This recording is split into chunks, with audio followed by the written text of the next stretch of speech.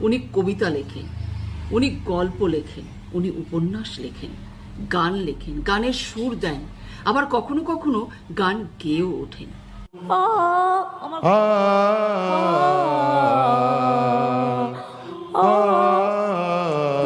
মানে স্কেল মিলছে না।